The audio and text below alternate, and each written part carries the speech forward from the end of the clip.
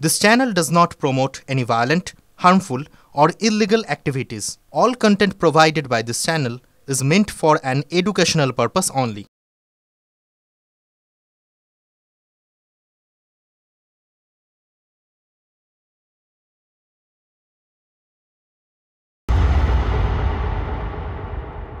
বছর পর আজ এসএসসির পরীক্ষা হচ্ছে। অজস্র প্রশ্ন রয়েছে আর সেই সমস্ত প্রশ্ন নিয়ে আজকের পরীক্ষা। কতজন পরীক্ষার্থী সেই নিয়ে আলোচনা হবে। 3,19,000 চাকরি প্রার্থীর ভাগ্য নির্ধারণ হতে চলেছে। নতুন পরীক্ষাতেও লাগবে না তো দাগির দাগ?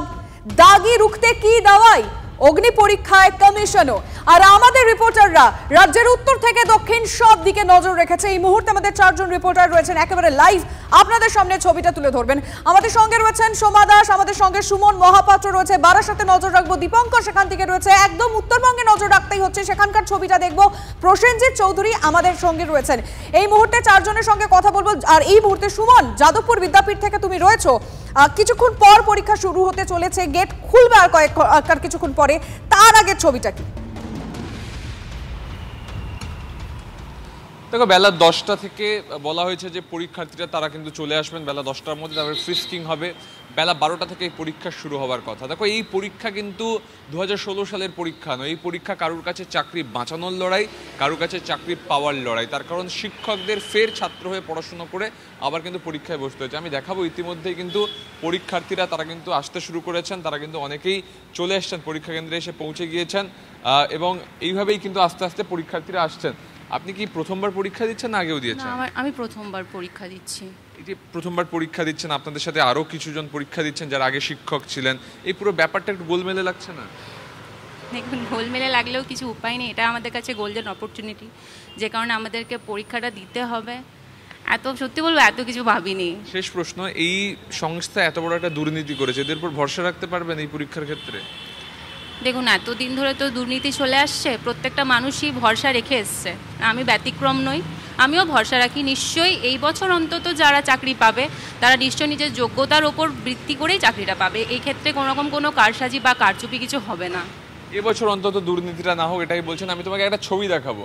এখানে কিন্তু তুমি দেখো লেখা রয়েছে venue wise list of rejected candidates, অর্থাৎ যে ক্যান্ডিডেটরা যারা অযোগ্য, তারা পরীক্ষায় যারা অ্যাপ্লাই করেছিলেন তাদেরকে রিজেক্ট করা হয়েছে, তাদের অ্যাডমিট কার্ড বাতিল করা হয়েছে এবং তাদের রোল নাম্বার ওয়াইজ দিয়ে দেওয়া হয়েছে কারা কারা অযোগ্য। তারা কিন্তু কোনোভাবে এই পরীক্ষা কেন্দ্রে চাইলেও প্রবেশ করতে পারবেন না। রিপোর্টিং টাইম বলা হচ্ছে সকাল 10টা, ভেন্যুর গেট বন্ধ হয়ে যাবে 11:45-এ, তারপর হলে প্রবেশ করা যাবে দুপুর 12টার মধ্যে এবং বলা হয়েছিল স্বচ্ছ পেন এবং স্বচ্ছ জলের বোতল নিয়ে আসতে হবে। আমি তোমাকে একবার ভেন্যুর ছবিটা দেখাবো। আমি রয়েছি যাদবপুর বিদ্যাপীঠে। তুমি দেখো, এই হচ্ছে যাদবপুর বিদ্যাপীঠের ঢোকার রাস্তা। এইখানেই কিন্তু ফ্রিস্কিং হবে, এই জায়গাটাই কিন্তু ফ্রিস্কিং হবে। আমি দেখাবো এখানে ইতিমধ্যে কিন্তু ফ্রিস্কিং টিম তারা কিন্তু রেডি হচ্ছে। ফ্রিস্কিং অর্থাৎ প্রাথমিক তল্লাশি, এবং সেই প্রাথমিক তল্লাশির পর এখানে গাইড ম্যাপ থাকছে যে কোথায় পরীক্ষা সেন্টার হবে, কোথায় তারা প্রবেশ করতে পারবেন। তুমি দেখতে পাচ্ছ একেবারে ডেজিগনেটেড ফ্রিস্কিং টিম রয়েছে এখানে। তাদের হাতে মেটাল ডিটেক্টর থাকবে যাতে কোনোভাবে কোনো পরীক্ষার্থী মোবাইল বা ইলেকট্রিক সরঞ্জাম নিয়ে প্রবেশ করতে না পারেন। দেখো, বজ্র আটুনি রয়েছে, কিন্তু তার সাথে প্রশ্নও রয়েছে। কোনোভাবে যদি দাগিরা এই পরীক্ষায় বসে পড়েন তাহলে এই পরীক্ষা কলঙ্কিত হয়ে যাবে, তারপর ফের মামলার গেরো। এই আশা এবং আশঙ্কা দুটো নিয়েই কিন্তু 9 বছর পরে রাজ্যে ফের এসএসসি পরীক্ষা। লিমা, তুমি সঙ্গে থাকো। সুমন, আমি যাদবপুর বিদ্যাপীঠ থেকে একেবারে বারাসাতের গভর্নমেন্ট কলেজে চলে যেতে চাইবো, কারণ সেখানেও কতটা প্রস্তুতি এখন চলছে সেটা আমার জানা প্রয়োজন, আপনাদেরকেও দেখাবো।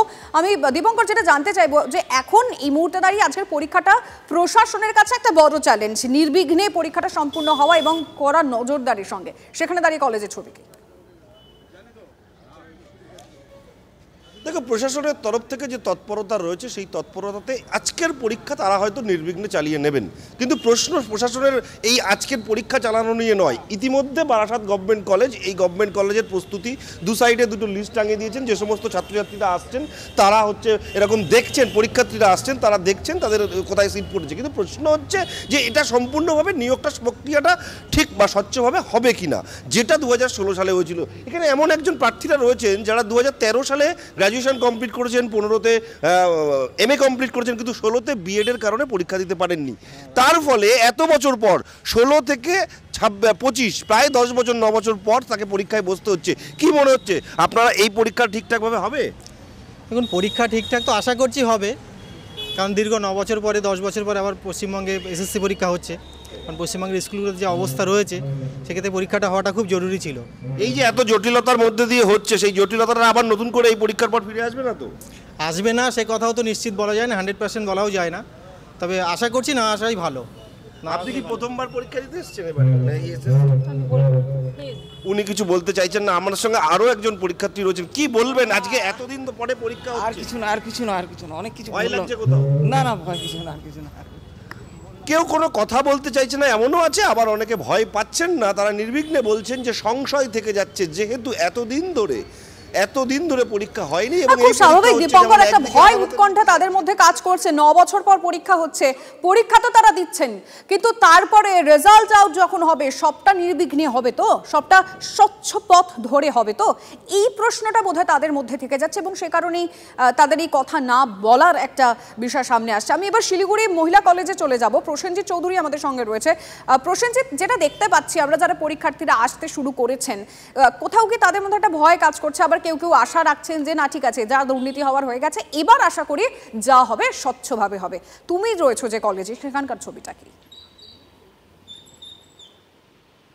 দেখো, আমি শিলিগুড়ি মহিলা কলেজে রয়েছি এবং বৃষ্টির মধ্যেই ইতিউতি পায় কিন্তু প্রচুর পরীক্ষার্থী এসছেন এবং একই সঙ্গে দেখাবো মহকুমা শাসক এলেন, একই সঙ্গে পুলিশ এলো, আর কিছুক্ষণ পর এই যে সেন্টার পরীক্ষা কেন্দ্র খুলে দেওয়া হবে, এখানে তালিকা দেওয়া আছে। এবার আমি উল্টো দিকটা দেখাই, যেখানে প্রচুর ছেলেমেয়েরা দাঁড়িয়ে আছেন পরীক্ষা দেবেন বলে, একবার তাদের সঙ্গে কথা বলার চেষ্টা করে নেব।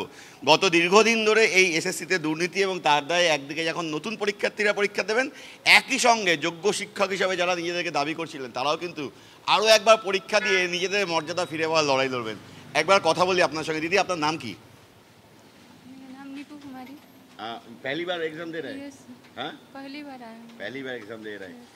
आप ही लोगों के साथ पुराना जो टीचर है वो भी एग्जाम दे रहा है, तो कैसा लग रहा है? वो उनका तो जॉब था, लेकिन करप्शन के चार्ज में उन लोगों का भी जॉब चला गया। बहुत अच्छा है सर। हाँ, हम कहेंगे बहुत अच्छा है कि वो भी दे रहे हैं और उनको भी मौका मिल रहा है। एसएससी के अगेंस्ट में करप्शन का चार्ज था, वही एसएससी फिर से एग्जाम ले रहा है। अगेन करप्शन हो सकता है, ऐसा कुछ मन में है? नहीं, मेरे मन में तो ऐसा ख्याल कुछ नहीं है। আমি দেখাবো একবার। প্রচুর পরীক্ষার্থীরা কিন্তু আছেন যারা মূলত নতুন পরীক্ষার্থী, এখনও যারা শিক্ষক ছিলেন তারা এখনও এসে পৌঁছাননি। মোট 16টা কেন্দ্র রয়েছে উত্তরবঙ্গের ক্ষেত্রে, প্রায় 1 লাখ পরীক্ষার্থী উত্তরবঙ্গের বিভিন্ন কেন্দ্রে পরীক্ষা দেবেন। শিলিগুড়ির ক্ষেত্রে 16টা কেন্দ্র। এই যে পরীক্ষার্থীরা সকাল থেকে দাঁড়িয়ে আছেন, কিন্তু দীর্ঘ 9 বছর পর এক্সাম হচ্ছে। 9 साल के बाद फिर से एग्जाम हो रहा है। बंगाल में जॉब कहा? ठीक है, एग्जाम करा है सरकार, उसमें कोई प्रॉब्लम नहीं है। फिर से करप्शन नहीं होगा? अब इसको तो एग्जाम क्या चाहते हैं? करप्शन ना हो, साफ सुथरा एग्जाम हो और युवा लोगों को मौका मिले टीचिंग करने के लिए जो अनुभवी हैं, और टाइम से हो। 9 साल 10 साल होने के कोई मतलब नहीं है। हर साल एग्ज़ाम होने चाहिए, जितने पद खाली रिक्त हो रहे हैं उसको हर साल भरा जाए।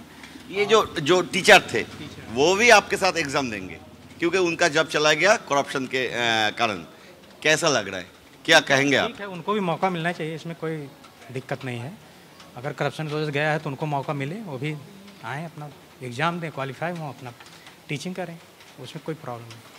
একদম আমি দেখালাম। দেখো নতুন পরীক্ষার্থীরা কি বললেন। আরও একবার কেন্দ্র দেখাবো, শিলিগুড়ি মহিলা কলেজ, যেখানে পরীক্ষার্থীরা পরীক্ষা দেবেন। এই ধরনের মোট 16টা কেন্দ্র কিন্তু শিলিগুড়ির ক্ষেত্রে রয়েছে, যেখানে পরীক্ষার্থীরা ইতিমধ্যেই আসতে শুরু করেছেন। বৃষ্টি হচ্ছে, তার মাঝেই কিন্তু একেবারে প্রসেনজিৎ, তুমি নজর রাখো, আমাদের প্রতিনিধিরা আমাদের সঙ্গে রয়েছেন উত্তর থেকে দক্ষিণ সমস্ত সেন্টার থেকে, সেখানকার ছবিটা তুলে ধরবেন। তোমরা সঙ্গে থাকো। আমি এবার একটু সোমার কাছে যাব। সোমা, আমরা শেষ 2-2.5 বছরে দেখেছি অনেক দূরের জল গড়িয়েছে। শিক্ষায় দুর্নীতি কি হয়েছে, TV9 বাংলা সেই খবর সবার আগে ব্রেক করেছে, মানে জালটা কিভাবে ছড়িয়েছিল আমরা অনেক কিছু দেখিয়েছি। কিন্তু আজ 9 বছর পর আমরা তো বলছি প্রশাসনের নজরদারি, এটা একটা বড় চ্যালেঞ্জ। ইকুয়ালি সমানভাবে এসএসসির উপরও তো একটা সমান চাপ রয়েছে। হ্যাঁ দেখো, এসএসসির ওপরে তো চাপ রয়েছে, সেটা তো একটা বড় গুরুত্বপূর্ণ বিষয়। তবে দেখো, তোমাকে আমি এই মুহূর্তে একটি গুরুত্বপূর্ণ ছবি দেখাই। কলকাতার 41টি কেন্দ্র, সেই 41টি কেন্দ্রতে কিন্তু এসএসসি যে ভবন রয়েছে সেখান থেকে কিন্তু প্রশ্নপত্রগুলো পৌঁছে দেওয়া হচ্ছে। অর্থাৎ দেখো, এই মুহূর্তে এসএসসি ভবনে সেখানে কিন্তু চরম তৎপরতা দেখতে পাচ্ছ। সেই ছবি যে প্রশ্নপত্র পৌঁছে দেওয়ার যে কাজটা, অর্থাৎ যে 41টি কেন্দ্র রয়েছে কলকাতায়, সেখানে পৌঁছে যাবে এই প্রশ্নপত্র। এবং এই এই প্রশ্নপত্র নিয়ে যাওয়ার ক্ষেত্রে দেখতেই পাচ্ছ এখানে পুলিশ প্রশাসনের তরফ থেকে এখানে কিন্তু প্রতিনিধিরা রয়েছেন, পুলিশের উচ্চপদস্থ কর্তারা তারা নিজেরা কিন্তু তদারকি করছেন। পাশাপাশি কিন্তু এসএসসির তরফে যারা আধিকারিকেরা রয়েছেন তারাও কিন্তু এখানে রয়েছে এবং আমরা দেখতে পাচ্ছি যে যেহেতু 12টা থেকে পরীক্ষা শুরু হবে, 10টা থেকে 10:30টার মধ্যে কিন্তু এই সব প্রশ্নপত্র বিভিন্ন সেন্টারগুলিতে অর্থাৎ কলকাতার যে 41টি সেন্টার রয়েছে সেখানে কিন্তু এই প্রশ্নপত্রগুলোকে পৌঁছে দিতে হবে। তাই এসএসসি ভবনে কিন্তু এখন চরম তৎপরতা দেখতে পাচ্ছ, পর যে সমস্ত গাড়িগুলো রয়েছে এই গাড়িগুলো বেরোচ্ছে এবং ইতিমধ্যে বেশ কয়েকটি গাড়ি বেরিয়ে গেছে সেন্টারের উদ্দেশ্যে। 10টা থেকে 10:30টার মধ্যে কিন্তু প্রশ্নপত্র পৌঁছে দিতে হবে।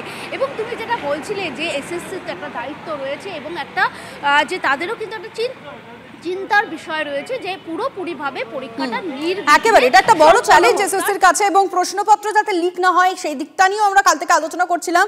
কড়া নিরাপত্তায় প্রশ্নপত্র পৌঁছে যাচ্ছে সেন্টারগুলিতে, সেই ছবি আমাদের রিপোর্টার শোভা দেখালেন। তার পাশাপাশি আমাদের রাজ্যের অন্যান্য জেলার ছবিটাও আপনাদেরকে দেখাতে চাইবো। যেমন এই মুহূর্তে আমরা 4টে ছবি আপনাদের সামনে রেখেছি। মেদিনীপুরে নজর রাখবো, সেখানে একটি সেন্টারে আমাদের রিপোর্টার পৌঁছে যান, সেখানে যারা পরীক্ষার্থীরা আসছেন কি বলেছেন একবার শোনাবো।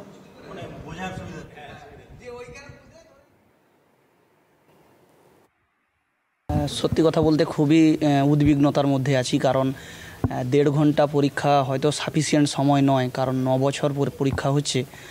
আমাদের মনে হয় আর একটু সময় হলে খুবই ভালো হতো। আর সবচেয়ে বড় কথা যে কি প্রশ্ন আসবে, কি ধরনের প্রশ্ন আসবে এবং কীরকমভাবে আমরা সেটা ফেস করব তা নিয়েও খুব উদ্বিগ্নতার মধ্যে আছি। তবে জানি না, আশা করছি খুব সুন্দর পরীক্ষা দিতে পারবো, সেই প্রিপারেশান নিয়েই এসেছি। প্রস্তুতি মোটামুটি নিয়েছি।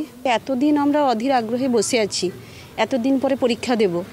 আজকের কতদিন ধরে আমরা বসে আছি, পরীক্ষা দিতে পারছি না, টেনশান হতো, কেননা আমাদের বয়স পেরিয়ে যাচ্ছে, আমরা আর পরীক্ষা দিতে পারবো কি না এইটা ভয় করছিল, কিন্তু এখন পরীক্ষা দিতে পারবো। সমস্ত প্রকার না, কোনো প্রতিবন্ধকতা নেই।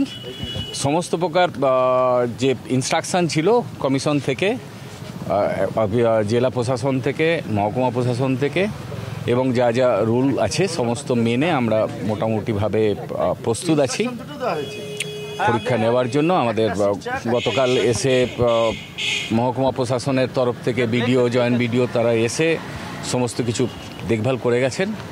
আর আজকেই এখন জেনারেল ইনস্ট্রাকশান তাদের রুম অ্যালটমেন্ট এইগুলোকে দেওয়ার জন্য বাইরের গেটে আমি দিয়ে দিলাম।